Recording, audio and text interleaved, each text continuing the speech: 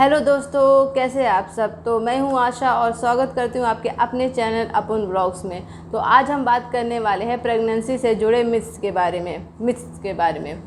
तो प्रेगनेंसी एक ऐसी भावना या ऐसा एहसास है जिसे केवल वही औरत समझ सकती है जो प्रेग्नेंट है या जो होने वाली है। तो प्रेगनेंसी, जैसे हम प्रेग्नेंट होते हैं तो प्रेग्नेंट होने के साथ साथ हम लोग को बहुत सारी सुझाव, बहुत सारी नसीहतें जो हमारे प्यार करने वाले, हमारे चाहने वाले, हमारे रिलेटिव्स हैं या हमारे आसपास के लोग हैं, उनसे मिलना शुरू हो जाती है। और थोड़ी बहुत नहीं, भर भर के बाल्टी भर भर के मिलती हैं। हालांकि ये भी एक तरह से उनका प्यार ही है जो वो हमें दिखाते हैं, पर ज़रूरी नहीं कि आप हर सुझाव पे आंख बंद के भरोसा करें। तो आज हम उन्हीं भ्रांतियों से जुड़े जो मिथ्स हैं प्रेगनेंसी से जुड़े, उनके बारे में बात करने वाले। तो फिर देर किस बात की, चलिए शुरू करते हैं। तो सबसे पहले जैसे ही हम प्रेग्नेंट होते हैं तो हमारे जो घर वाले होते हैं या आसपास के लोग होते हैं वो हमसे कहते हैं कि हमें अब 2 लोगों का खाना खाना है। तो ऐसा कोई ज़रूरी नहीं है कि हमें 2 लोग का खाना खाना होता है, क्योंकि देखिए जो बच्चा होता है वो डिलीवरी के बाद उसका जो पेट होता है एक मटर के दाने के बराबर होता है। तो सोचिए जब वो हमारे पेट में है तो उसका पेट के साइज़ क्या होगा, मतलब कुछ भी नहीं, एकदम थोड़ा सा नन्हा सा बच्चा जान है वो। तो उस समय आपको डबल या 2 लोगों के खाना खाने की ज़रूरत नहीं है। आपको ज़रूरत है एक पोषक आहार की, एक संतुलित आहार की, जिसमें आप शामिल कर सकते हैं दाल, सब्जियां, फल और दूध, दही, मक्खन। मतलब एक आपकी जो थाली है, आपकी थाली में एक संपूर्ण आहार होना चाहिए, खाने में बैलेंस होना चाहिए।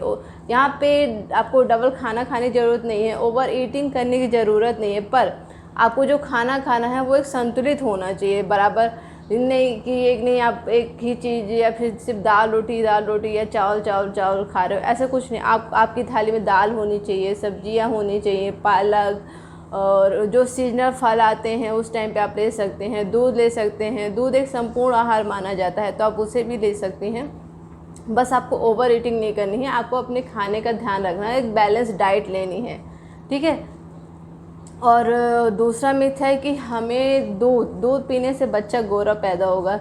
तो ऐसा कोई भी नहीं है कि दूध पीने से बच्चा गोरा पैदा होता है। आपने सुना होगा आजकल यूट्यूब शॉर्ट्स में या फिर बहुत सारी जगह ट्रेंडिंग वीडियो चल रहा था जिसमें कुछ लोग, मतलब एक माँ अपने बेटे को दूध देती है कि चलो बेटा दूध पी लो। तो बेटा पूछता है माँ दूध पीने से क्या होगा, तो माँ बोलती बेटा दूध पीने से गोरे होते हैं। तो बच्चा बोलता है माँ अगर दूध पीने से गोरे होते तो गाय या भैंस का बच्चा गोरा पैदा नहीं होता। तो बस वही बात है, दूध पीने से आपका बच्चा गोरा पैदा नहीं होगा, ठीक है। दूध एक संपूर्ण आहार है, इसलिए उसे दिया जाता है कि आप पी सकते हो। वो हमारी हेल्थ के लिए, बच्चे की हेल्थ के लिए और माँ की हेल्थ के लिए अच्छा होता है, इसलिए दूध पीने के लिए कहा जाता है। दूध पीने से आपके बच्चे के रंग का कोई भी संबंध नहीं है। तीसरा पॉइंट है दूध में केसर मिलाने से बच्चा गोरा पैदा होगा। तो ऐसा भी नहीं है।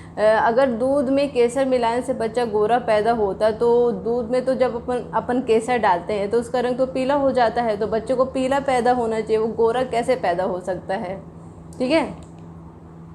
इसके साथ साथ बहुत से लोग बोलते हैं कि हमें डार्क चीज़ें नहीं खानी चाहिए, जैसे डार्क चॉकलेट नहीं खानी चाहिए या ब्लैक कॉफ़ी नहीं पीनी चाहिए, ब्लैक चाय नहीं पीनी चाहिए। तो इन सब का भी आपके बच्चे के रंग से कोई संबंध नहीं होता। बच्चे का जो रंग होता है वो डिपेंड करता है पेरेंट्स पे, पेरेंट्स के जीन्स पे। अगर आपके माता पिता का रंग डार्क है तो हो सकता है आपके बच्चे का रंग भी डार्क हो, या फिर हमारे जो फैमिली का जीन होता है उससे बच्चे का कलर डिपेंड करता है। तो इससे चाय कॉफ़ी पीने, ब्लैक कॉफ़ी या ब्लैक चाय पीने से आपके बच्चे के रंग पे कोई इफेक्ट नहीं पड़ता। पर हाँ, आप ज़्यादा हो सके तो चाय कॉफ़ी सबको कम से कम पिए। अगर आपको बहुत ज़्यादा तलब हो रही है तो आप दिन भर में 1 कप चाय ले सकती हैं, बट उससे ज़्यादा चाय ना लें।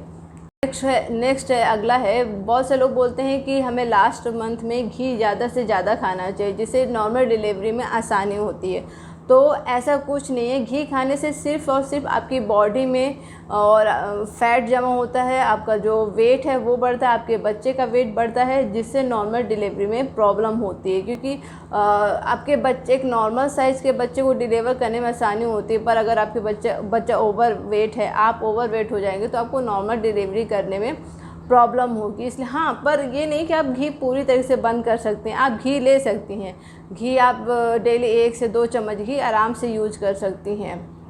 बहुत सारे लोगों को लगता है कि घी पीने से जो वो घी होगा नॉर्मल डिलीवरी में लुब्रिकेंट का काम करता है, चिकनाई का काम करता है, पर ऐसा कुछ नहीं होता। घी तो हमारे पेट में जाता है, टमी में जाता है, तो वहाँ उससे नॉर्मल डिलीवरी से किसी भी तरह का कोई भी रिलेशन नहीं है, ठीक है।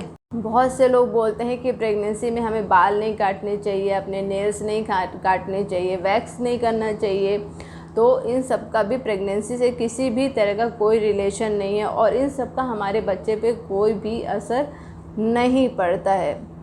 अगली सलाह दी जाती है कि हमें पपीता नहीं खाना चाहिए। तो हाँ, हमें कच्चा पपीता नहीं खाना चाहिए। कच्चे पपीते से हमारे अबॉर्शंस के चांसेस ज़्यादा हो जाते हैं, बट आप पका पपीता खा सकते हैं। बट अगर आपको किसी भी तरह का डर है या आप कोई भी रिस्क नहीं लेना चाहते तो आप पपीते अवॉइड कर सकते हैं। वैसे पपीता हमारे पेट के लिए बहुत ही लाभकारी होता है। तो अगर आप को किसी भी तरह का डर है या आप कोई भी रिस्क खतरा नहीं लेना चाहती हैं तो आप पपीते को अवॉइड कर सकती हैं।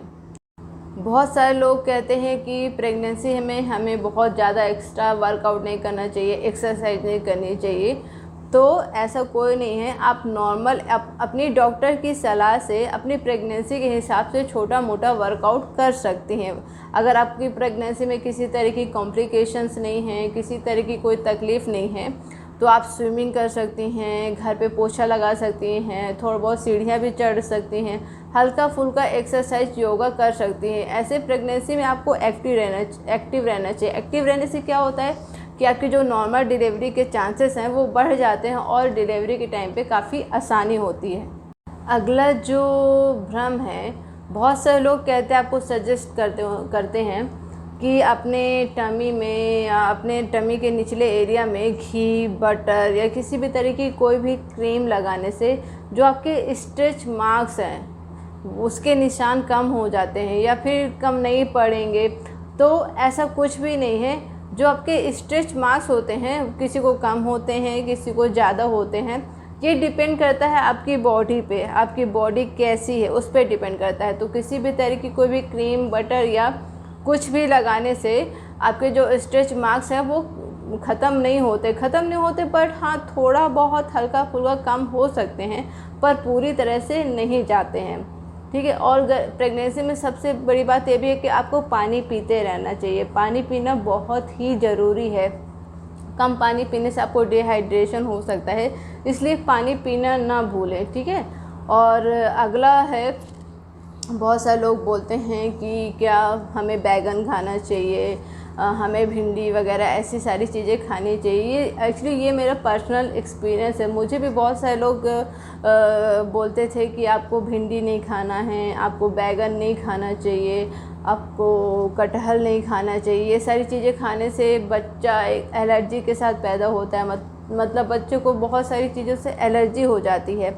बट ऐसा कुछ भी नहीं होता है, ये भी एक भ्रम है और इसलिए आप आराम से सारी चीज़ें खा सकते हैं। बट अगर आपको किसी चीज़ से कोई एलर्जी पहले से ही है तो आप उसे अवॉइड कर सकते हैं। अगला पॉइंट है, बहुत सारे लोग कहते हैं कि ग्रहण के समय प्रेग्नेंट लेडी को घर के बाहर नहीं निकलना चाहिए, उसे घर का कोई भी काम नहीं करना चाहिए, उसे चाकू छुरी वाला कोई भी काम नहीं करना चाहिए, सब्जियां नहीं काटनी चाहिए, कुछ भी नहीं करना चाहिए। बट जहाँ तक मुझे लगता है कि ऐसा कुछ भी नहीं होता है, क्योंकि मेरी प्रेगनेंसी के टाइम पे भी ग्रहण पड़ा था और सडनली इमरजेंसी की वजह से मुझे घर से बाहर जाना ही पड़ा था। बट मेरी जो बच्ची है वो नॉर्मल ही पैदा हुई थी, उसे किसी भी तरह की कोई भी विकलांगता या ऐसा कुछ भी नहीं होता। बहुत से लोग बोलते हैं कि अगर ग्रहण में आप जो प्रेग्नेंट लेडी है वो बाहर निकलेगी तो उसका जो बच्चा है वो विकलांग पैदा होगा, कुछ भी हो सकता है, या तो उसकी उंगली नहीं होगी या कुछ भी, मतलब ऐसा एक विकलांगता के साथ पैदा होगा। बट ऐसा कुछ भी नहीं होता है, ये एक तरह का भ्रम है, इसलिए आप इन सब बातों पर विश्वास ना करें। बट जो ग्रहण है उसे खुली आंखों से नहीं देखना चाहिए। आप प्रेग्नेंट हैं या नहीं प्रेग्नेंट है, ये चीज़ सब पे लागू होती है, ठीक है। तो आज के वीडियो को बस यहीं ख़त्म करते हैं। आई होप आपको मेरी जानकारी अच्छी लगी होगी या मेरी बातें अच्छी लगी होंगी। तो अगर आपको मेरी बातें अच्छी लगी हो तो प्लीज़ मेरे चैनल को सब्सक्राइब करना ना भूलें, लाइक करना ना भूलें और अपने एक्सपीरियंस को कमेंट बॉक्स पे कमेंट करके मुझे भी ज़रूर बताएं कि क्या आपके साथ भी ऐसा हुआ है या फिर आप को किस किस तरह के सजेशन या भ्रम का सामना करना पड़ा है। तो नीचे कमेंट बॉक्स पे कमेंट करना ना भूलिए। तो फिर मिलते हैं आपसे अगले ब्लॉग में, तब तक के लिए धन्यवाद, बाय। और अपनी सेहत का ख्याल रखें और ऐसे ही मेरे चैनल को सपोर्ट करते रहें। नमस्ते।